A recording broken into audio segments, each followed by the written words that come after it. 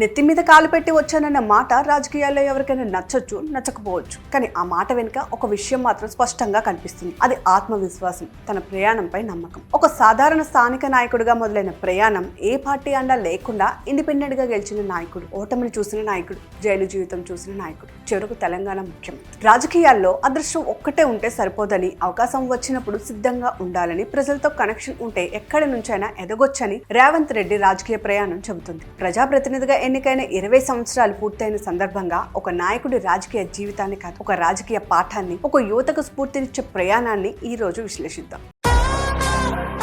రేవంత్ రెడ్డి అనే నేను వస్తా అని చెప్తున్నా. కొడుకల్లారా సిద్ధంగా ఉండండి. దీపోనికి ఏమన్నా అల్లా తప్పకొచ్చినాం అనుకుంటున్నావా?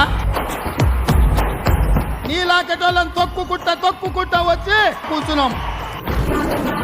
జాతిపితకు నోటీస్ ఇస్తారని. ఎవరికిరా నువ్వు జాతిపితవు? ఎవడు నీ జాతి? ఇలాంటి శుక్రాచార్యులను, మారీచులను, సుబాహులను వధించగలిగిన శక్తి, రాక్షసులను కట్టి పడేసే బలము పాలమూరు బిడ్డకు ఉంది.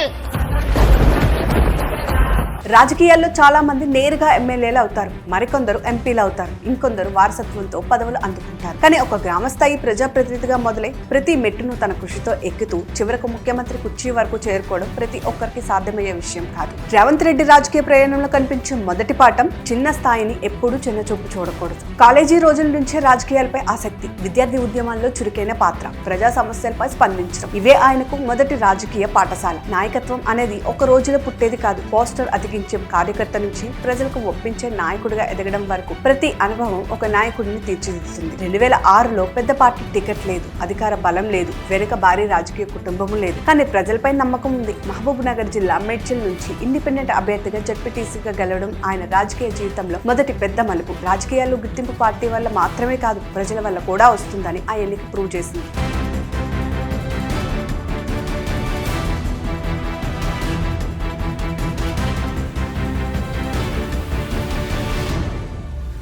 ఒకసారి గెలిచాక చాలా మంది అక్కడే ఆగిపోతారు, కానీ రేవంత్ రెడ్డి అక్కడ ఆగలేదు. 2007లో స్థానిక సంస్థల ఎమ్మెల్సీగా కూడా ఇండిపెండెంట్ గా విజయం సాధించారు.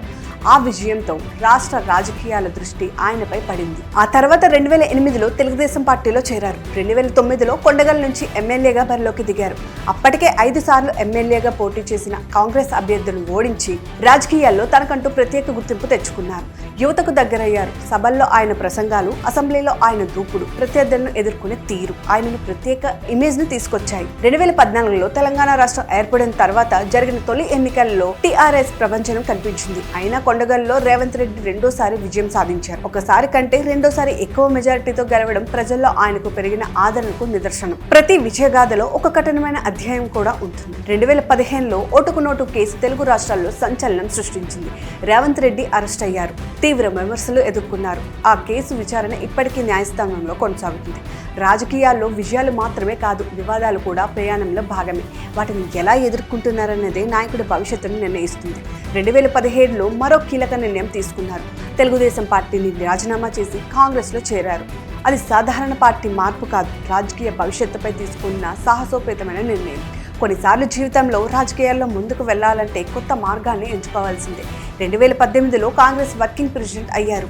ఇదే ఏడాది జరిగిన అసెంబ్లీ ఎన్నికల్లో కొండగల్లో ఓటమి ఎదురైంది. ఒక నాయకుడికి ఓటమి అంటే అంతం కాదు, మరో ప్రారంభం కూడా కావచ్చని ఆయన మరోసారి నిరూపించారు. 6 నెలలు కూడా గడవక ముందే మల్కాజిగిరి నుంచి ఎంపీగా విజయం సాధించారు. దేశంలోనే అతిపెద్ద పార్లమెంట్ నియోజకవర్గాల్లో ఒకటైన మల్కాజిగిరిలో గెలవడం ద్వారా జాతీయ స్థాయిలో గుర్తింపు పొందారు. ఓడిపోయిన నాయకుడు తిరిగి ప్రజల తీర్పుతో మరింత పెద్ద స్థాయికి వెళ్లడం ప్రజాస్వామ్యంలోనే సాధ్యమయ్యే అద్భుతం. 2021లో తెలంగాణ కాంగ్రెస్ అధ్యక్షుడిగా బాధ్యతలు చేపట్టారు. పార్టీలో చేరి 4 ఏళ్లు కూడా పూర్తి కాకముందే ఆ బాధ్యత దక్కడం ఆయనపై కాంగ్రెస్ అధిష్టానం ఉంచిన నమ్మకానికి నిదర్శనం. ఆ తర్వాత రాష్ట్ర వ్యాప్తంగా పాదయాత్రలు, సభలు, కార్యకర్తలతో సమావేశాలు, నిరంతర పర్యటనలు, పార్టీని క్షేత్రస్థాయిలో బలోపేతం చేసే ప్రయత్నాలు చేశారు. 2023 ఎన్నికల సమయం వచ్చింది. వ్యూహాత్మక ప్రచారం, 6 గ్యారంటీల హామీలు, నిరంతర ప్రజా సంపర్కం, సోషల్ మీడియాను సమర్థవంతంగా వినియోగించడం, ప్రతి నియోజకవర్గంపై ప్రత్యేక దృష్టి, ఇవన్నీ కాంగ్రెస్ విజయానికి దోహదపడ్డాయి. 119 స్థానాల్లో 64 స్థానాలు గెలిచి కాంగ్రెస్ అధికారంలోనికి వచ్చింది. కొండగల్ నుంచి మరోసారి ఎమ్మెల్యేగా విజయం సాధించిన రేవంత్ రెడ్డి మంత్రిగా పనిచేయకుండానే నేరుగా ముఖ్యమంత్రి బాధ్యతలు చేపట్టడం ఆయన రాజకీయ జీవితంలో మరో ప్రత్యేక అధ్యాయం. కాంగ్రెస్ తరపున తెలంగాణకు తొలి ముఖ్యమంత్రిగా చరిత్రలో నిలిచిపోయారు. ఈ కథ కేవలం ఒక ముఖ్యమంత్రి కథ కాదు, ఒక యువ నాయకుడి ప్రయాణం, ఒక రాజకీయ విద్యార్థి ఎదుగుదల, ప్రజల్లో ఉండటం, విమర్శలను ఎదుర్కోవటం, ఓటమిని అంగీకరించడం, మళ్ళీ లేచి నిలబడడం, అవకాశాన్ని విజయంగా మార్చుకోవడం, ఇవన్నీ రాజకీయాల్లోకి రావాలనుకునే ప్రతి యువకుడు నేర్చుకోవాల్సిన పాఠాలు. రాజకీయాలంటే కేవలం ఎన్నికలు కాదు, కేవలం పదవులు కాదు, ప్రజల నమ్మకాన్ని సంపాదించడం, కష్టకాలంలో వెనక్కి తగ్గకుండా నిలబడటం, ప్రజల మధ్య నిరంతరం ఉండడం, సమయాన్ని అందిపుచ్చుకోవడం, ఇవే ఒక నాయకుడిని తయారు చేస్తాయి. ఇప్పటి యువత చాలా మంది రాజకీయాలను దూరం నుంచే చూస్తున్నారు. కానీ ప్రజాస్వామ్యం బలపడాలంటే చదువుకున్న యువత రాజకీయాల్లోకి రావాలి, ప్రజల కోసం పనిచేయాలి, సమాజ సమస్యలను పరిష్కారాలు వెతకాలి. రాజకీయం అంటే అధికారమే కాదు, బాధ్యత కూడా అనే విషయాన్ని గుర్తుంచుకోవాలి. అందుకే రేవంత్ రెడ్డి రాజకీయ ప్రయాణాన్ని ఎవరు ఎలా అంచనా వేసినా ఒక విషయం మాత్రం స్పష్టంగా కనిపిస్తుంది. ప్రజాస్వామ్యంలో చివరి మాట ప్రజలదే. ప్రజల విశ్వాసాన్ని సంపాదించిన వ్యక్తి గ్రామస్థాయి ప్రజాప్రతినిధి నుంచి ఒక రాష్ట్ర ముఖ్యమంత్రి వరకు ఎదగగలడని ఈ 20 ఏళ్ల రాజకీయ ప్రయాణం చెబుతోంది.